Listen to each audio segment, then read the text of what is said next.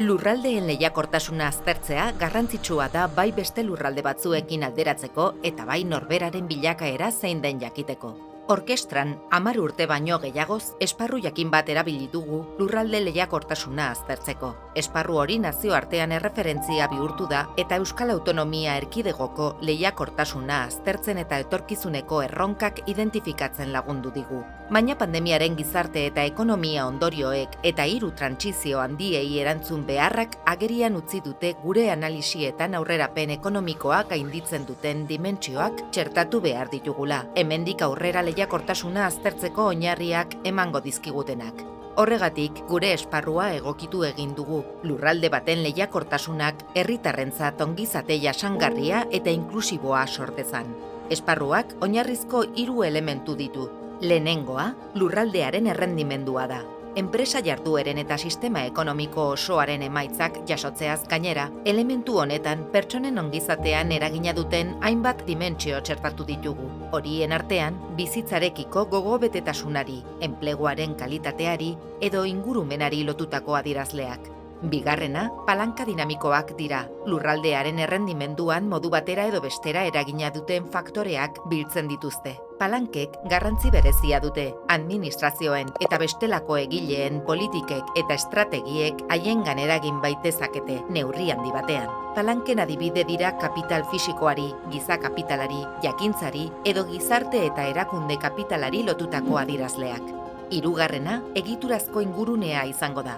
Denboran erlatiboki iraunkor eta egonkorrak diren lurralde ezaugarriak biltzen ditu, esate baterako geodemografia edo erakunde egitura.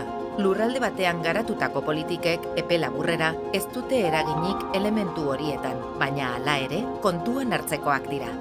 Azkenik, esparruak zeharkako 2 elementu proposatzen ditu. Kritikoak ongizatea helburu izango duen lehiakortasunean aurrera egiteko, inklusibitatea eta nazioarteko lotura. Zeharkako elementuek dimentsio guztietan dute eragina eta aberastasunean egon daitezkeen aldeak. Genero arrakala edo joera globalak kontuan hartzea ahalbidetzen digute.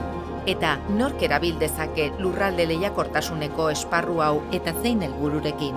Enpresek esparrua erabil dezakete inguruneko errealitatearen diagnosia egiteko eta ekonomia zein gizarte garapeneko aukerak identifikatzeko. Administrazioek esparrua erabil dezakete indarguneak eta ahuleziak aztertzeko eta, horrela, lurralde bateko politiken eta estrategien inguruko gogoeta bultzatzeko. Azkenik, erakunde akademikoek esparrua erabil dezakete lehiakortasuneko faktoreen eta ongizatearen arteko loturaren inguruko ikerketako galderak identifikatzeko eta egituratzeko. Esparrua berria bada ere, argi ikusten da bilakatzen joango dela.